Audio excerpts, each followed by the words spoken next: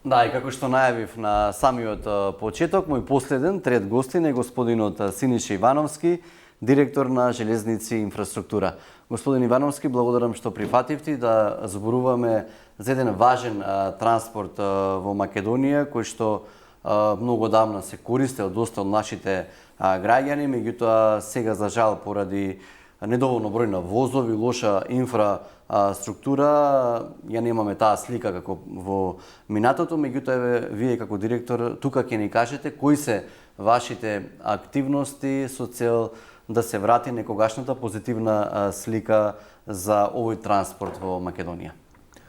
Така, инаку оваа година е 153 години од пуштање на првиот воз во Македонија и не само првиот, туку од Солун дојден. Значи, меѓународен транспорт пред 153 години имало. И наместо да низ годините и декадите да овој процес оди во прогресивен пат, одел во прогресивно некој време, меѓутоа последниве 30 на години, за жал, можам да кажам, слободен пат. Буквално од осамостојување на Македонија, барем навака, како што кажувате по старите колеги од Железници, минимално е инвестирано, меѓутоа и минимално е одржувано. Поради тоа што две компоненти има. Една се инвестициите од страна на државата, меѓутоа втората е домаќинскиот однос на тие што го водат предпријатието и на самите вработени во самото предпријатие.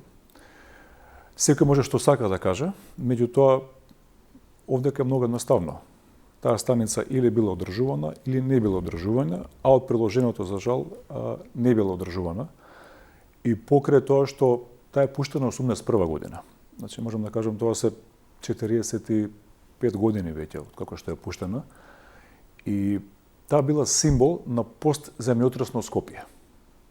Се кревал градот, се кревал, почнува се прави самата станица по проектот на Кензо Танге и 81 има грандиозно отварање на еден преубав објект. И наместо таков објект што е гордост на Скопјани и на државата, да како таков го третираме, за жал на крај завршивме како Формула 1 рекламно пано со билборди, со напластени постери од уметници и изведувачи од последниве години од кампањи политички и на крај дојде до една ситуација во која што ја затекнавме и која што можам да кажам и сега се уште влече некој корени од тоа неубаво време. Да. Практично железницата во Скопје е основата, меѓутоа и символ на македонски железници. Последниве неколку дена гледаме дека се вршат активности околу, не можам да кажам реконструкција, меѓутоа обновата на ова железница. Што точно се работи? Граѓаните што да очекуваат по некој период, месец-два? Во какво светло да ја видат? Видете, ние не правиме ништо што не би требало да биде секојдневие. Не е нешто за фалење, ова што го правиме сега. Напротив, за срамота, колективна срам, што една обична интервенција и почеток на одржување привлече толкаво внимание во јавноста. Меѓутоа, ако гледаме железницата со години во каква состојба, кров течеше. Согласувам. Непријатна миризба, смет. Да. И токму ради тоа и мало интервенција и поместување привлече позитивно внимание, што од друга страна нас не е одржување секојдневие, мораме да одржуваме. Почнавме сега со малце поголем зафат, со специјални возила се крена специјални екипи кои што со огромен притисок и со средства за одржување пробуваме сите столбови и сите елементи на самата станица да ги чистиме, како и самите плочки доле, подовите, скалите. Таа е внатре неосветлена, буквално како некој запуштен подрум изгледа. Еве другата недела и тоа ќе го решиме, ќе направиме навистина многу големо осветлување внатре и некој вели, ама ќе осветлиме па ќе се леко колку е прљава. Точно, ама ќе не мотивира да го чистиме тоа прљавото. И ова е еден потек кој што го почнуваме сега, ма ни треба соработка со граѓаните. Јас оттаму доаѓам од самата железничка станица, со тројца имав спротивставени аргументи дека не треба се пуши цигари во самата станица. Претпоставам дека од вашите вработени или пак патници, така? Ајде, од страна луѓе во ред. Кои да се се граѓани. Мислам дека не треба никој да му потенцира дека забрането пушење цигари внатре, меѓутоа кога ја гледа во каква состојба е, па си вика еден пикавец плюс, не е страшно. Бев горе на пероните и покрај чистењето, што е буквално, можам да кажам, културно изгледа сега. Пак имаше амбалажи на сокчиња, тетрапак, понекоја лименка оставена и ајде да кажеме кога е прљаво, кога има 1000 лименки, па кога ќе ја фрли 1001-та си вика еве веќе има мини депонија. Меѓутоа кога е чисто онак, може не е дека нема некои дамки од минато, ама чисто е и чистено. И тогаш пак да се фрли првиот отпадок непријатно изгледа и затоа ни треба соработка со граѓаните да овие наши напори ги валоризираат и тие и да помогнат со една лична совест да остане станицава чиста и во наредниот период. Имате ли доволно како предпријатие човечки капацитет тоа што ќе го уредите, кој што веќе сте започнали да се одржува? Затоа што тоа е најголем проблем, чинам, на вакви јавни објекти, јавни површини. Знаеме каква беше и сега на некои делови од Скопје состојбата и со спомениците и со... Јасно. Немаме доволен капацитет човечки, меѓутоа имаме доволна желба. Лесно не, порано самата железница броеше околу 14-15 илјади вработени. Сега барем инфраструктура сме околу 600 и се намалува секоја година. И тоа е одличен изговор да кажеме немаме доволен капацитет и немаме доволно луѓе да го одржуваме. 14.000 имало инфраструктура и транспорт? Порано биле едно предпријатие. Во 2007 година се разделуваат на две, меѓутоа и другото предпријатие е иста состојба. И тие се околу 700 луѓе некаде. Значи од 14.000 луѓе можеме да кажеме 90% помал број на вработени и сега сме ние околу 600 и нешто, тие се околу 700. Ние заедно не правиме на 1400 вработени. Меѓутоа нема да не поколеба тоа што не сме доволно екипирани. Колку сме, толку сме, ќе се бориме да станицава биде угледна, да биде барем чиста, да се почувствува дека некој вложил домаќински пристап, желба и љубов да таа изгледа пристојно, барем до оној момент на поголемата реконструкција која што очекуваме во наредните години. Останува основата на јапонскиот архитект Кензо Танге, дали ќе се модернизира овој објект или пак архитектурата е таа која што е и само ќе се одржува и чисти. Каква е замислата? Јасно. Ние за ова склучивме договор со архитектонскиот факултет.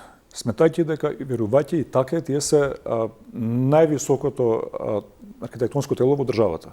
И сметаме дека ваков капитален државен проект треба тие да бидат вклучени околу неговата реконструкција, да ќе се задржи првичниот изглед на проектот на Кензо Танге и тој влече убави чувства на некои постари генерации, меѓутоа во државата живеат и помлади генерации кои што сакаат да видат и нешто модерно. И при разговор со деканката и со професорите од архитектонски факултет се договоривме да се задржи контурата и изгледот на Кензо Танге, меѓутоа и да стават некои модерни елементи кои што ќе го сликуваат новото современо време и на таков концепт се договоривме и веќе сме во некоја првична фаза на проектирање на целосната реконструкција на станицата. Кога велам реконструкција, не мислам само на визибилноста, на изгледот, туку имаме огромни проблеми со сите можни фази внатре, односно водоводот, одводот не само што не е решен, туку тече на секаде вода, ние столбовите ги фарбаме сега, ги заштитуваме, меѓутоа вода постојано ќе тече на секаде дожд. Треба се среди водоводот, одводот, електриката комплетно ново, машински оддел, како ќе има вентилација, како ќе има ладење, грејење и тоа ќе биде еден комплетен обемен проект за реконструкција, а што до тогаш со ИЗИС, тоа е институцијата одговорна за земјотресно инженерство во Македонија, ги испитавме да не ни се случи, не да Боже тоа што се случи во Србија во Нови Сад, конструктивно и добив извештај за тоа, конструктивно железничката станица во Скопје е навистина безбедна. И тоа е најважно. Човечкиот живот е најважен, после тоа ќе разговараме за визибилноста. Тоа го направивме, сега веќе проектираме. Кога се зборува за зачувување на контурата, основата на Кензо Танге и модернизацијата, се работи за железничката станица, каде што нели поаѓаме, се семнуваме со возовите, или пак се работи за целиот потек на тој коридор, да го наречам, до Пролече, па се до десната страна до аеродром. Затоа што се уште граѓаните, нели, во разговори велат колкава е голема оваа железничка станица, ништо не е искористено.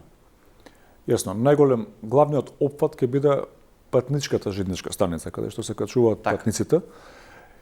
Покрај булеварот Кузма Јосифовски Пито, према аеродром, према центар, тој е оној опфат кој што ќе биде подложен на целосна реконструкција, десно делот према или лево од двете страни. Тој е дел каде што моментот има столбови и нема никакви содржини. Да, точно има Македонска пошта во продолжение, меѓутоа на самото јавно предпријатие е обврска на Македонска пошта да се го средува својот. Така, тој дел е и има и содржини кои што се во инфраструктура железница, каде што имаме ние делот на сообраќајње таму, имаме музеј на железница, има неколку други содржини. Паркинзи има. Точно. Тие се под ваша ингеренција? Тие се под наша ингеренција, но не сакам никогаш да зборувам за политика, несоодветно се издавани просториите во самата железничка станица. Наместо тоа да биде еден културолошки хаб, да биде со репрезентативни брендови, ние имаме внатре 10 ресторани. Барем да беа ресторани. Фаст фуд. Според мене тамо треба да има некој хаб за млади, треба да има некоја од нашите банки, треба да има некаква аптека, треба да има некаква цветјарница, треба да има услуги за граѓаните, треба да има пункт водовод, треба да има пункт евана, треба да... Такви содржини ја креваат вредноста и свесноста дека постои станицава. Меѓутоа, како што гледате и самите, ништо тоа не е соодветно направено, има доста доградби. И сега ќе се менува системот, овој кој што го рековте, токму вакви содржини ќе нуди железничката станица? Сите договори. Меѓутоа, нели некој веќе направил договори? Како што ќе стекува договорите, јас можам да гарантирам дека повеќе, доколку јас таму работам во тоа време кога истече, нема да има такви несоодветни содржини. И кога ќе им истече договорите, новите содржини кои што сметате дека тие генерално би склучени на 10 години, некои се склучени пред 7 години, некои пред 6, некои пред 5, но со целосната реконструкција кога ќе дојде, не е исклучува можноста да бидат сите договори прекинати, поради тоа што ќе нема услови да функционираат таму тие содржини, пошто ќе има целосна реконструкција, нема да има струја, нема да има вода, нема да има ништо. И тој период од некои 2,5 до 3 години нема да има никакви локали, а по реконструкцијата ќе бидат соодветно издадени на содржини кои што ќе бидат додадена вредност на самата станица, а не турбо фолк хаб и кебапчилници и слично. Одржувањето, нели, претпоставам дека ќе заврши доста скоро, меѓутоа реконструкцијата кога се очекува да започне и да заврши? Реконструкцијата пожелното сценарио и она што ќе се трудиме е да заврши во исто време со градбата на брзата пруга. За кога има свечено отварање на брзата пруга, да биде и свечено отварање на модернизираната железничка станица. Ако за брзата пруга... На градскиот воз? Не, брзата пруга. Поврзување север-југ, Србија-Грција. Извинувам, да, другиот проект. Тоа би требало да заврши 5 години по почетокот. Значи, прилика некаде 2032 година би требало да заврши и во исто време да заврши реконструкцијата на станицата, со тоа што брзата пруга би имала рок на градба околу 5 години, а комплетна реконструкција на станицата околу 2 до 3 години рок. Или во превод, ако го завршиме проектирањето за нека година дена од денеска, додека се средат сите оние параметри на финансирање, на договори, на избор на изведувач, би требало да се почне за нека 2 до 3 години од денеска и за 3 години да биде завршена. Да. Господин Врановски, проектот Градски воз повторно се актуализира, кога реално скопјани би можеле да се возат со овој така наречен градски воз и на источната и на западната страна на Скопје. Градскиот воз има 3 крака. Едниот крак кој што во моментот го работиме и го привршуваме е преку Зелениково, потоа Драчево, Листиче аеродром и завршува во главната станица во Скопје. Има 25 км должина и нашиот дел како инфраструктура железници, односно тоа значи да изградиме самата пруга, да ја модернизираме, ќе биде завршено некаде крајот на јуни. Од 1 септември се очекува другото предпријатие Железници транспорт да го организираат транспортот и да почнат веќе возовите да функционираат во градскиот воз. Што е разликата помеѓу? Некој ќе каже, па ја од Гергелија ако фатам воз, ќе го поминам истото. Точно, меѓутоа градскиот воз има воз кој што ќе се движи само на оваа релација. централна станица во Скопје, Зелениково и назад почести редовни линии. Почести редовни линии во почести интервали. Тоа е првиот дел што од септември ќе функционира. Вториот дел кој што моментно ќе почнеме да го проектираме е од Миладиновци преку Илинден, Маџари до центарот на Скопје и третиот дел од Волково, Ѓорче Петров преку Скопје север да завршува во централната станица. Трите крака се отприлика околу 20 на километри плюс минус и овие два други крака се надеваме дека до крајот на годината, доколку добиеме буџет од државата, да ги почнеме исто градежни работи и да завршат и тие две во година дена од денеска. Што значи дека некаде 2028 година ќе имаме 3 функционални краци со градски одвоз, со возови кои што ќе бидат исклучиво наменети за овие 3 крака. Сега се работи само на едната линија, Само на- мислам. точно. Кога таа ќе биде пуштена? Зелениково центар. Да.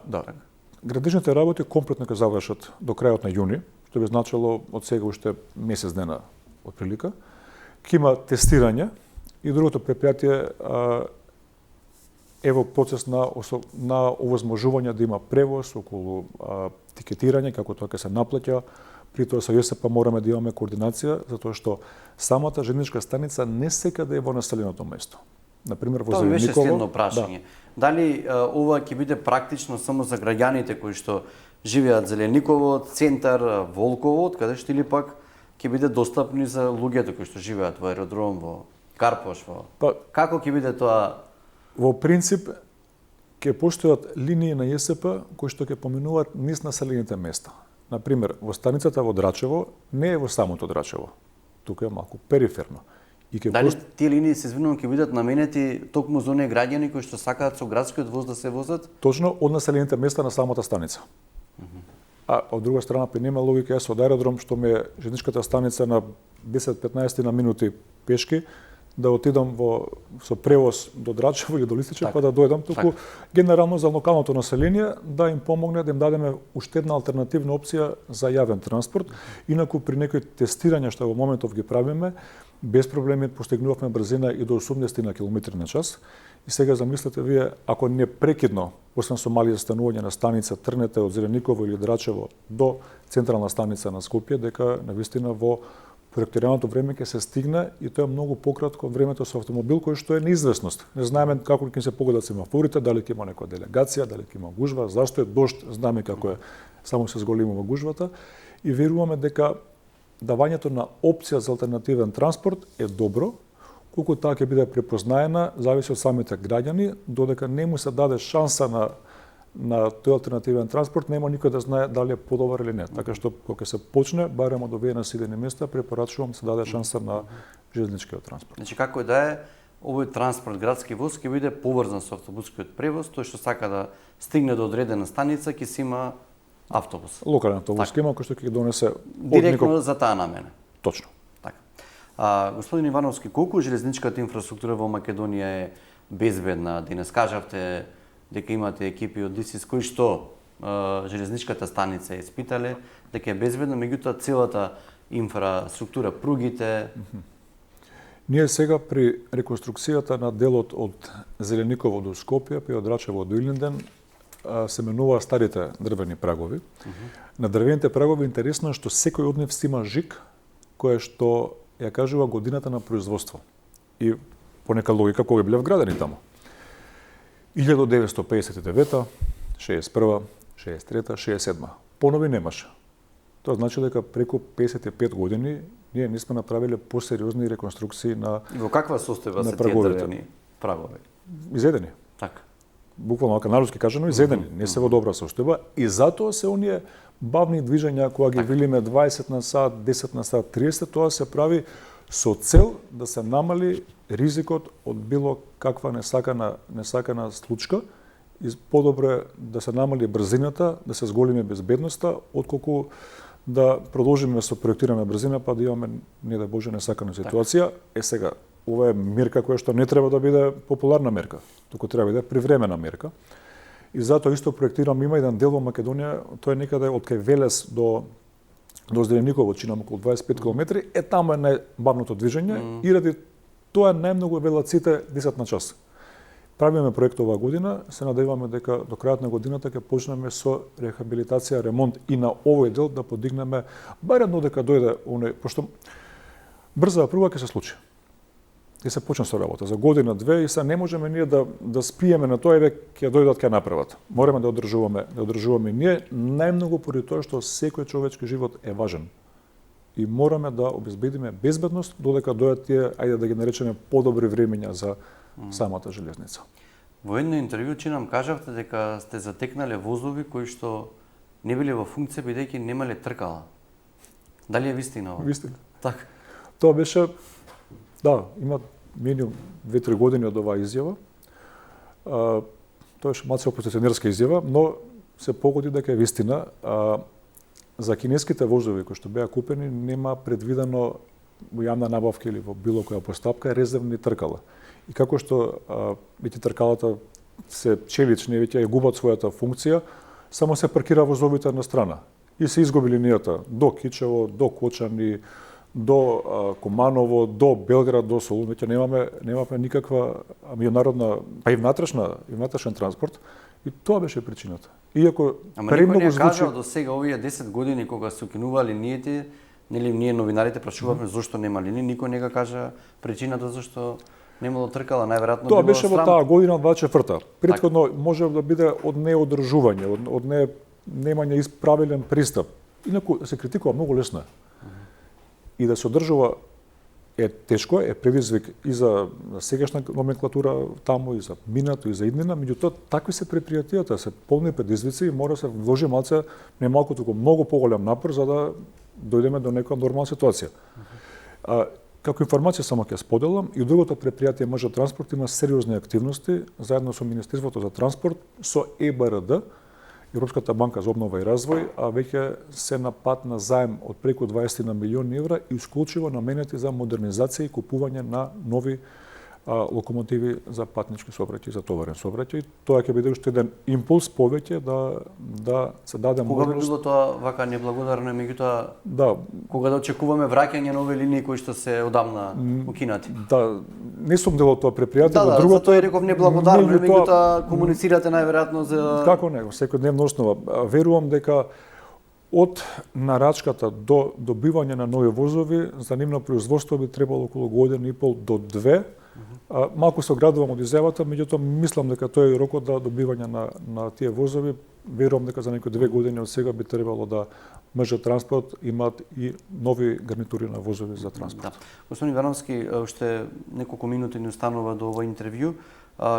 Кратко ќе ве прашам уште 2 прашања. Кои се најкритични делници пруги во Македонија? Рековте Драчево тука, меѓутоа на ниво на цела држава. Најкритично е делот што да се вложува. Да, премалку што го спомнав е цела пруга. Видиме реални, цела пруга има потреба од сериозна реконструкција. Добро е што ќе се случи брзата пруга. За тоа ќе се осврнам, ако ми дозволите. Делот ке Велес до Зелениково е оној дел кој што бара најмногу внимание во следниот период. Не е само самата пруга, има тука во близина и голем број на свлечишта, кој што еден одрон прави застој во сообраќајот.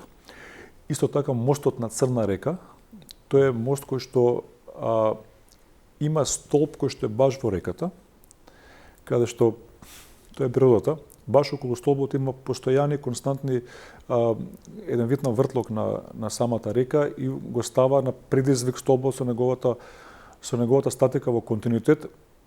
Имаше тој мост крах пред 3-4 години, имаше целосен застој.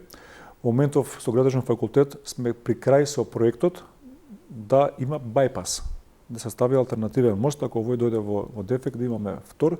Тој е вториот најголем предизвик и ви кажав, 57-60 година се сите прагови во целата држава. Моментално ние едноколосечна пруга од Србија до Грција. Со брзата пруга ќе имаме двоколосечна пруга, значи ќе имаме 2 колосека и тоа ќе даде можност за многу пообилен, пообемен сообраќај во државата.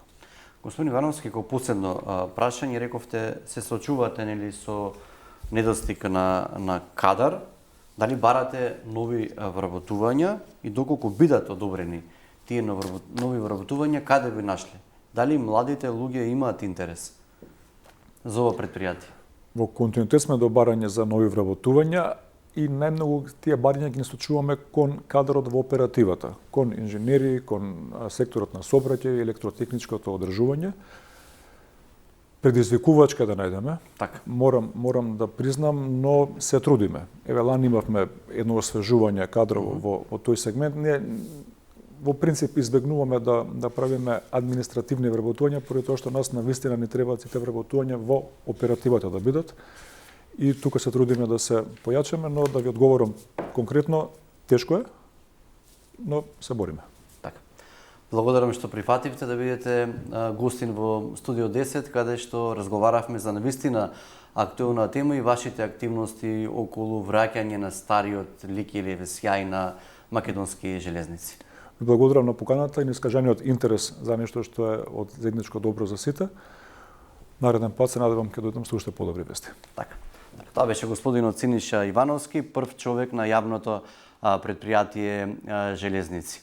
Тука јас се одјавувам, имајте убав ден и останете на фреквенцијата на телевизија 24.